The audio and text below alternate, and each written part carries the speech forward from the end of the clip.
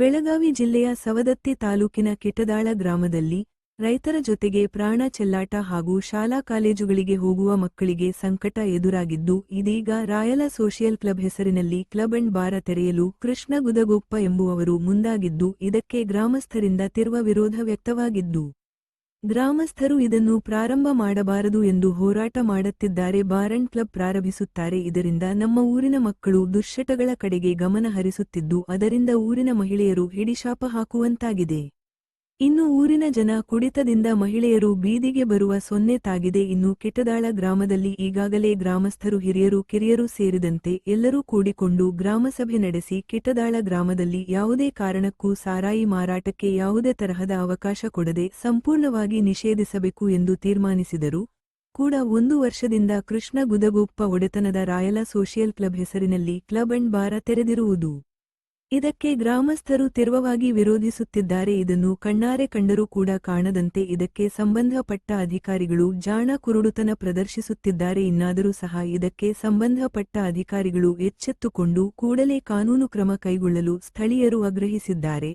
ವರದಿ ಭಾಗ್ಯ ಹುರಳಿ, ಜಿಲ್ಲಾ ವರದಿಗಾರರು, ನಂದಿ ಟಿವಿ ಕನ್ನಡ, ಬೆಳಗಾವಿ. ಇವತ್ತಿನ ದಿನ ಕೃಷ್ಣ ಗುದಗೊಪ್ಪ ಅವರು ಕಿಟದಾಳ ಗ್ರಾಮದ ಹದ್ದಿಯಲ್ಲಿ ರಾಯಲ್ ಸೋಷಿಯಲ್ ಕ್ಲಬ್ ಅನ್ನೋ ಒಂದು ಬಾರ್ ಮತ್ತು ಕ್ಲಬ್ ಅನ್ನು ತೆಗೆಯಲು ಮುಂದಾಗಿರುತ್ತಾರೆ. ಇದಕ್ಕೆ ಕಿಟದಾಳ ಗ್ರಾಮದ ಯಾವತ್ತು ಗುರಿ ಹಿರಿಯರದು, ಅಣ್ಣ ತಮ್ಮಂದಿರದು ಮತ್ತು ತಾಯಂದಿರದು ಈ ಒಂದು ಕಾರ್ಯಕ್ರಮಕ್ಕೆ ವಿರೋಧ ಇರುತ್ತದೆ. ಆದ್ದರಿಂದ ಸದರಿ ಒಂದು ಈಗ ಕಾರ್ಯಕ್ರಮವನ್ನು ನಮ್ಮ ಊರ ವ್ಯಾಪ್ತಿ ಬಿಟ್ಟು ಬೇರೆ ಕಡೆ ಅವು ಎಲ್ಲಿ ಬೇಕಾದಲ್ಲಿ ಮಾಡ್ಕೊಳ್ಳಿ, ನಮ್ಮೂರಾಗ ಮಾಡಿದ್ದೆ ಆದರೆ ಈ ಒಂದು ಕ್ಲಬ್ಬನ್ನು ಓಪನ್ ಮಾಡಿಸೇ ಕೊಡುವುದಿಲ್ಲ ಅನ್ನೋ ಒಂದು ಘಂಟಾಘೋಷವಾಗಿ ಕಿಟದಾಳ ಗ್ರಾಮದ ಸಮಸ್ತ ಗುರುಹಿರ ಸಮಕ್ಷಮದಲ್ಲಿ ನಾವು ಹೇಳ ಬಯಸ್ತಾ ಇದ್ದೀವಿ. ಆದ ಕಾರಣ ಕೃಷ್ಣ ಗುದಗೊಪ್ಪರಲ್ಲಿ ಮನವಿ ಮಾಡೋದಿದ್ರೆ ಈ ಒಂದು ಕ್ಲಬ್ಬನ್ನು ತಮ್ಮೂರು ಹದ್ದಿಯೊಳಗೆ ಮಾಡ್ಕೊಳ್ಳೋಕೆ ನಮ್ಮದೇನು ತಕರಾರಿಲ್ಲ. ಆದರೆ ಕಿಟದಾಳ ಊರಾಗ ಮಾಡ್ತಿರ್ತಂದ್ರೆ ಈ ಒಂದು ಅಂಗಡಿಯನ್ನು ನಾವು ಅದನ್ನು ಯಾವುದೇ ಕಾರಣಕ್ಕೂ ಚಾಲು ಮಾಡಿ ಕೊಡೋದಿಲ್ಲ. ಮತ್ತೊಮ್ಮೆ ಘಂಟಾಘೋಷವಾಗಿ ಈ ಕಿಟದಾಳ ಗ್ರಾಮದ ಹಿರಿಯರ ಸಮಕ್ಷಮದಲ್ಲಿ ನಾವು ಹೇಳಲಿಕ್ಕೆ ಬಯಸ್ತಾ ಇದ್ದೀವಿ. ಎಲ್ಲ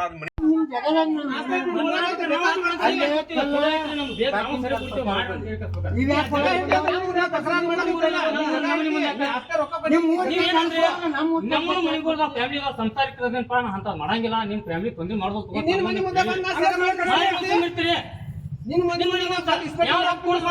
ಮಕ್ಕಳಿರ್ತೀರಿ ಹೆಣ್ಮಕ್ಳಿಗೆ ಏನಾರ ಅಂದ್ರ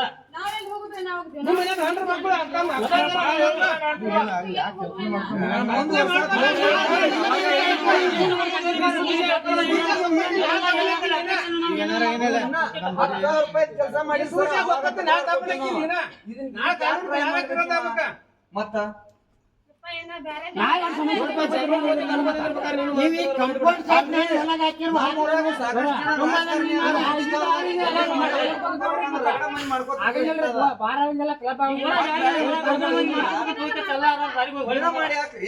ಬೇರೆ ಉದ್ಯೋಗ ನೀನು 4 ಮಂದಿ ಅಡ್ಡಾಡ್ತೀಯ ಮನೆ ಮಾಡೋದಾವ ವಿಚಾರ ಮಾಡ್ಕ ಮುಂದೆ ಹೆಜ್ಜೆ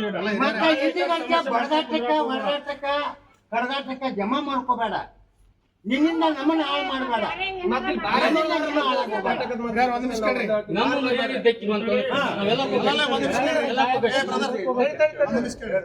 ಈಗ ಆಯ್ತು, ಈಗ ನಿಮ್ಮ ಅರ್ಜಿನೂ ನಾವು ತಗೊಂಡೇವಿ, ಅವಂದು ತಗೊಂಡೇವಿ.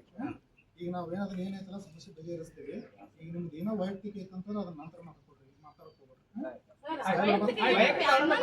ಅಲ್ಲ ಈಗ ನೋಡ್ರಿ, ಈಗ ನಿಮ್ದು ಸಮಾನ ಕೇಳಿದ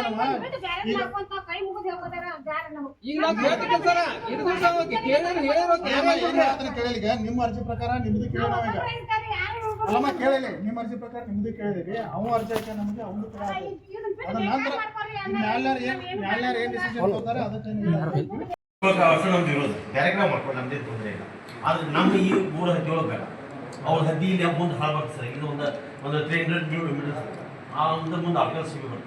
ಅಲ್ಲಿ ಅವ್ನು ಊರಾಗ ಹದ್ದಿಯೊಳಗೆ ಬೇಕಾದ್ರೆ ಮಾಡ್ಕೊಂಡು ನಮ್ಗೆ ಪ್ರಾಪರ್ ಲೈಸೆನ್ಸ್ ತೊಗೊಂಡ್ರೆ ಮಾಡ್ಕೊಂಡು ಅವ್ನ ಉದ್ಯೋಗ ನಾವು ಬೇಕಾದ್ರೆ ನಮ್ಮ ಊರು ಸಿಮಿಯೊಳಗೆ ಬೇಡ. ಅದೊಂದು ದಯವಿಟ್ಟು ನಿಮ್ಮಲ್ಲಿ ನಾವು ಮನೆ ಮಾಡ್ಕೋತೀವಿ. ಈಗ ನಾವು ಅದನ್ನ ಮ್ಯಾಮ್ ಮತ್ತು ಮೇಲಾಧಿಕಾರಿ ಕಳಿಸ್ತೇವೆ.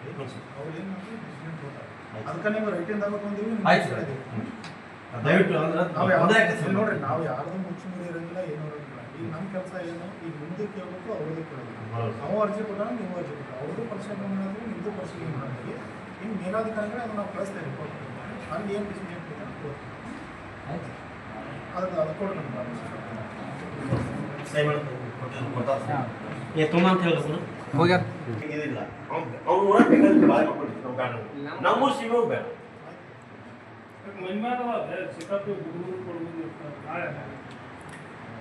ಆಯ್ತು ಅದ ಹೇಳಿವಲ್ರಿ ನಿಮ್ಮದು ಕೇಳೇವು ಅವ್ರದ್ದು ಕೇಳೇವಿ ನಾವು ಮತ್ತೆ ಗಿಡಕೆಳಗೂ ಹಾಕೊಂಡಿವಿ ನಿಮ್ಮದು ಹಾಕೊಂಡಿವಿ ಅವ್ರದ್ದು ಹಾಕೊಂಡಿವಿ ಅದು ಏನು ಮತ್ತು ನಮ್ದು ಏನು ನಾವು ಕೆಲಸ ಮುಗಿಸಿ ಆಯ್ತು ನೀವು ಫಾರ್ಮ್ ಮಾಡಿ ಆಯ್ತು